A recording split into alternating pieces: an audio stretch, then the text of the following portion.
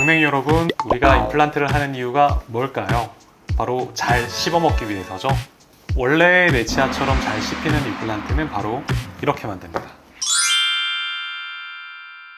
체계적인 고민이 좋은 치료 결과를 만든다. 안녕하세요, 남중훈 원장입니다.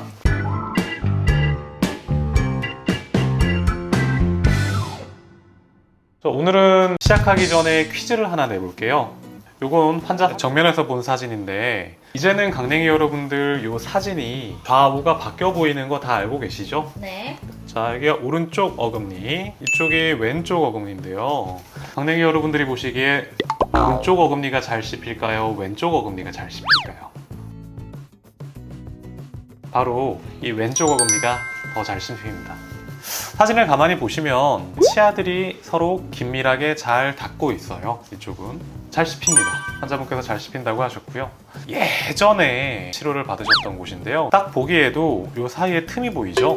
여기 사이가 이렇게 떠 보입니다. 즉 위아래가 치아가 긴밀하게 닿지가 않고 약간 이렇게 떠 있는 거죠. 이러면 상식적으로 생각해 보셨을 때도 음식이 좀 분쇄되는 게 약하겠죠. 그래서 이런 경우에 음식이 잘 씹히진 않습니다.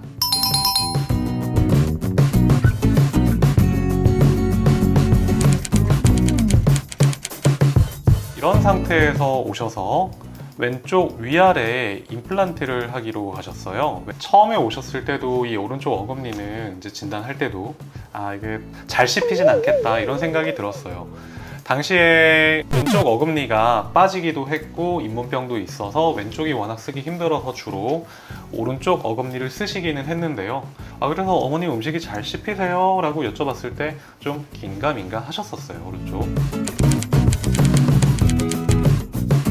그러면은 치아가 하나가 없었고요, 왼쪽이. 하나는 너무 많이 흔들려서 뽑아야 될 치아였어요. 자, 그럼 쉽게 생각해보면 치아가 두 개가 없게 되니까 두 개의 임플란트를 심으면 됐겠죠. 여기에 임플란트 하나 심고 여기에 임플란트 하나 심어서 자 이를 만들 수는 있는데 이 치아 같은 경우에는요, 그 앞에 있는 치아가 빠진 지 오래되면서 앞으로 쓰러졌고요. 그럼 자 앞으로 넘어가게 되면 이 씹는 면이 이렇게 기울어 있겠죠. 기울어 있으면 아래 치아랑 이렇게 닿게 되니까 붕 뜨게 돼요.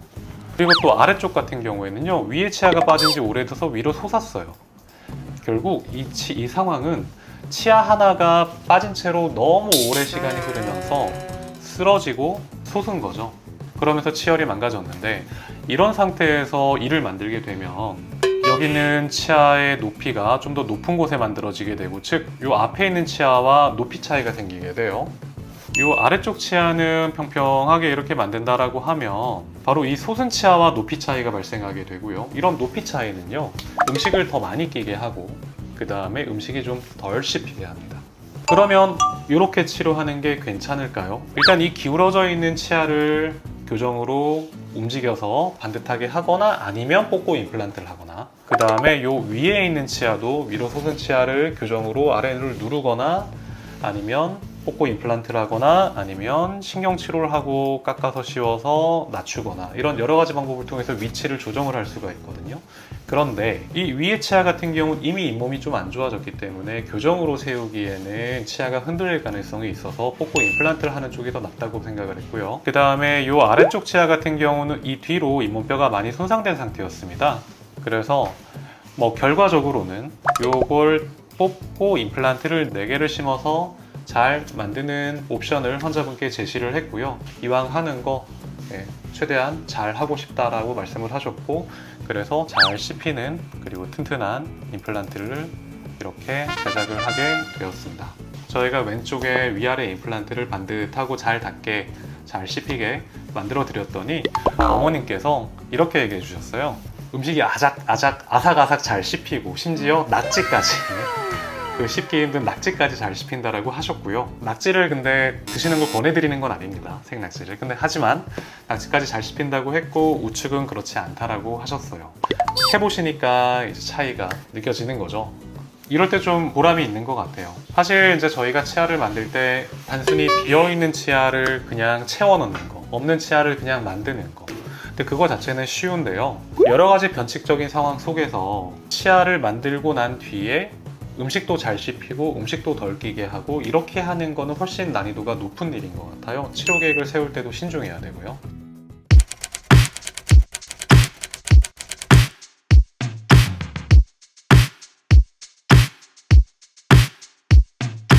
오른쪽을 보시면은 이 치아 두 개가 앞에 있는 속옷이 두 개보다 밑으로 내려와 있는 게 보여요. 아마도 예상컨대 이 아래 임플란트를 하시기 전에 이를 뽑고 한참 있다가, 즉 위에 이가 내려오고 난 다음에 그냥 아래 치아를 만든 거예요. 물론 이렇게 만들었어도 조금 더 잘 씹히게, 좀 더 긴밀하게 닿게 만들 수도 있었긴 했겠지만, 어쨌든 이렇게 위에 이가 정출되면서 그 정출된 치아를 그냥 두고 아래 임플란트를 하셨기 때문에 좀 아쉬운 결과가 나온 것 같습니다. 그래서 아직 오른쪽을 치료하진 않으셨지만 치료 계획은 세워드렸어요. 오른쪽 치아가 조금 더 잘 씹히게 하려면 어떻게 해야 될까요? 일단 가장 쉬운 방법은요, 이 아래에 있는 임플란트 보철만 다시 만드는 방법입니다. 지금 뿌리는 별 문제가 없어 보여요. 그래서 다시 본을 떠서 이 위에 있는 머리만 위의 치아와 조금 더 긴밀하게 잘 닿게 하는 방법입니다. 하지만 조금 더 상태가 좋으려면요, 우측 대구치 두 개를 크라운 치료를 하는 겁니다. 길이가 짧아질 수 있게. 즉 이렇게 다시 씌우는 거죠. 다시 씌우고 나면 마치 위치가 내려오기 전 위치로 돌아간 것처럼 치아 형태가 되게 되거든요. 그러고 나서 아래 보철을 다시 만들게 되면 훨씬 더 잘 기능하는, 잘 씹히는 그런 치아를 만들 수가 있습니다. 근데 혹시 원장님, 네. 음식을 씹을 때 필요한 그런 안정적인 접촉면이라는 어떤 기준이 있어요? 아니요. 이만큼은 닿아야 된다. 아니요, 딱히 그런 거는 아니에요. 그러니까 면적으로 치면 최대한 많은 면적이 닿을수록 잘 씹히겠죠. 다만 너무 많은 면적이 닿게 하면서 이건 좀 피해야 되는데 볼이나 혀가 깨물리면 안 되거든요.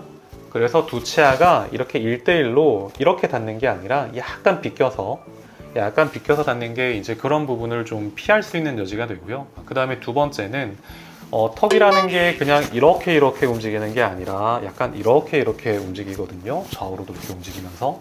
그러니까 비벼지게 되는데, 이게 좌우로 이렇게 움직이는 과정에서 걸리는 부분이, 너무 세게 닿는 부분이 있으면 안 돼요.